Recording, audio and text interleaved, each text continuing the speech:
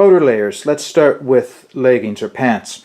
So again, it's all about options. These are the pair of pants that I featured in my most recent video. They are 100% wool. They're not a heavyweight wool, but they are very durable spun wool pants made by the company Filson, a well-known, long-standing history of quality outdoor gear. And they are nice loading colored green, so they go well in the woods. They're very effective as a pair of wool pants. I have no concerns about them either wearing out through going through brushwhacking through the woods and maybe tearing the pants, or through sparks coming on them or anything else. They've been very effective for me. I've only owned them a short period of time. I've only had them on 2 or 3 outings to date, but I've enjoyed them. They have enough room in them that I could do my base layer and my mid layer if I need to. This is a pair of insulated nylon pants by the company Sportif. Not a especially well-known brand, but they do produce, I think more in Europe than in North America, a lot of outdoor equipment, especially for the ski crowd. These are a polyester lined pants. They have a waffle weave polyester on the inside, and they have enough room that I can wear a base layer under them. Likely this will perform my outer layer and a mid layer at the same time. So a nice choice to have at a very good price. And finally, this is a pair of pants sold by LL Bean. I guess the best way to describe them is if you're familiar with the soft shell material. So they are believed to be nearly 100% windproof. They should be windproof. They're not waterproof. They would be water resistant, but they do breathe to a degree. But they have a nice weave on the outside that's very resistant to either moisture passing through it or to tears. So it's a soft shell type material. I like these considerably because they provide me enough room that I can wear my mid layers, my base layer and my mid layer underneath if I need to. But because they have a micro fleece lining in them, unless it's really cold, I find the base layer and these will do for most of the outings that I go on. They're also something that can be designed to be pulled on and off over your boots if you need to, or they can snap around your boots to get some tightness around your boots. And I will talk about snow gaiters in a few minutes time. But those are my 3 pair of winter pants that I wear outdoors. They're not the only ones that I have, but all of these were purchased second-hand at a thrift store, all of them under $10. So, outer layers. This gets to be a little tricky for us here in Nova Scotia, I suspect elsewhere as well, but the weather here in Nova Scotia in the winter time rarely gets below -20 degrees Celsius. Most of the time we're in -5 to -10. Today, for instance, is 2 or 3 degrees above zero. And that just points out the challenge that we have going out into the woods, is trying to anticipate what the best type of equipment to wear is. So the examples of my outer layers that I'm going to show you are designed to give me maximum flexibility and still allow me to accommodate to the weather conditions. So again, all of these, with one exception, were purchased secondhand. And that one exception, and I'll show you, I was able to get when it was on sale for 50% off. So to start with, this is something I wear not just during the winter, but also during the spring and the fall. This is a Lau Alpine mountaineering jacket. It is a soft shell that is quite stretchy in nature. It has an oversized hood that will allow me, and you can see there's a drawstring to keep the wind from entering in. It's designed to wear over a mountaineering helmet, but it will allow me to wear a thicker hat, maybe even a trapper or hat underneath it if I wanted to, and it will go quite high up on my neck. It does roll up on itself and give me a nice thick collar to wear. It is not especially long. It is only to the hip at the most. But one of the things I like about this are the vents under the arms. So I have a full-length vent zip, as they call them, a pit zip, under the arms. And that's very valuable to me. So this jacket I might wear over a mid layer. I may just wear it over a base layer depending on what the temperature is. But it allows me to regulate my moisture and my temperature quite effectively. It is 100% windproof. It is water resistant, but it is not waterproof.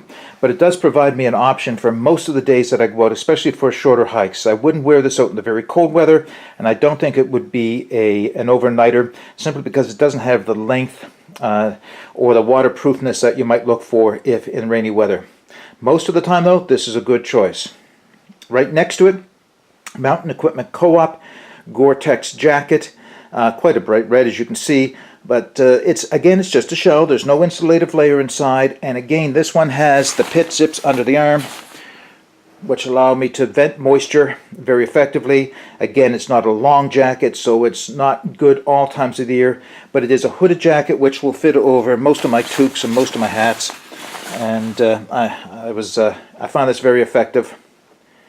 Third jacket, this is relatively new to me. This is its first season. I picked it up at the end of the season last year. It went on sale for half price.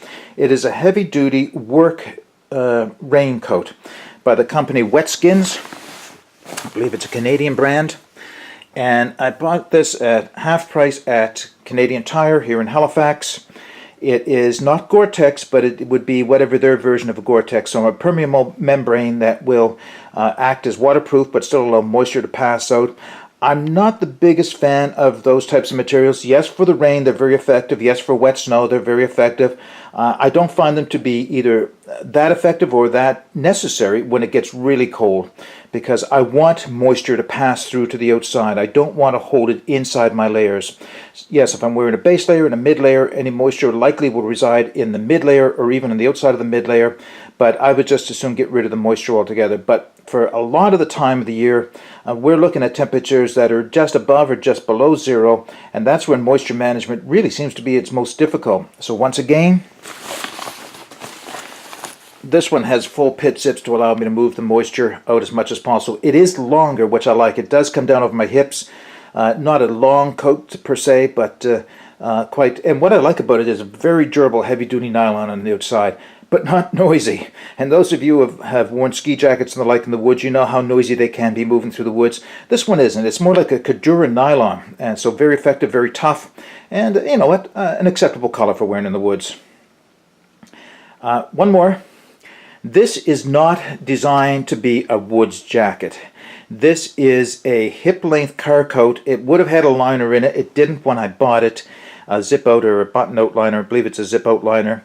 It is a polyester rayon combination layer coat. It is windproof. It is not waterproof, but it will breathe. What I bought this for is as an outer layer for colder temperatures when I'm not necessarily looking for water resistance, but I'm looking for something that is durable in the sense that it won't get torn up too easily going through the woods and will still move moisture to the outside. So I believe this to be very effective. This is its second year of use for this one. I haven't even needed it yet this year, but it will zip up under the neck, and it does have a nice polyester fleece collar on it that I can zip up around my neck and keep me warm and maintain a lot of the air inside when I need to. Because it's a liner, it will allow me to wear layers underneath it, so I can take layers on and off as I need to. You know what? It's not the ideal thing. I would sooner some type of an organic material like a canvas or even a wool outer layer if I could. That's thin enough to do its duty, but it's what I have right now, and that was less than $10. This was a little bit more, but still very inexpensive. That was less than $10. And that was less than $10. High quality outdoor equipment bought very inexpensively, and even though they were previously owned, they still have a lot of life within them that will make them very serviceable for a long period of time. This being brand new should last me a long period of time. It's because I have such a small investment in each of these pairs of outdoor equipment that I don't worry too much about the damage that may occur. You know, yes, sparks from a fire could easily burn holes in this. That's an acceptable risk compared against the cost. If it gets destroyed, I don't think it'll light up in flames and turn me into a human torch. I don't know that for sure. I'm not going to test it out. I'm still going to be responsible around my fires. But still, if I get holes in this that reduce its effectiveness, I'll replace it. No worries. Finally, I couldn't close this part of the video out without showing one more thing. This was my last issue winter parka in the police department. And I kept this mostly for shoveling outdoors, but I spent a lot of years on the side of highways at car accidents and the like, and a lot of time spent out directing traffic or working outside in the worst of the winter conditions, and this served me very well. It has drawstring around the waist, it is insulated with a polyester fill, it is a nylon type material on the outside, it has a huge detachable hood which will go up over any hat I'm wearing, it has a wool polyester blend collar around it which is high around the neck, and I can close it right off. Wear it in the woods? Maybe. On a very cold day? Not likely. Most police work doesn't involve a lot of exertion unless we're going through the woods chasing somebody. So this is the type of thing I'd wear when I'm static and standing around outside in the cold temperatures. But I just wanted to include that as an option. While this was issued to me and it did come to me free, and I was able to take it when I left the police department, these are purchasable, or ones very much like it are purchasable at secondhand stores for very inexpensive. So those are my outer layers. Now I'm going to do one more category of equipment that you can buy, and I'm going to call those the accessory pieces, and that will include things like my hats, my boots, my gaiters, and my gloves. So we'll show that just before closing the video out.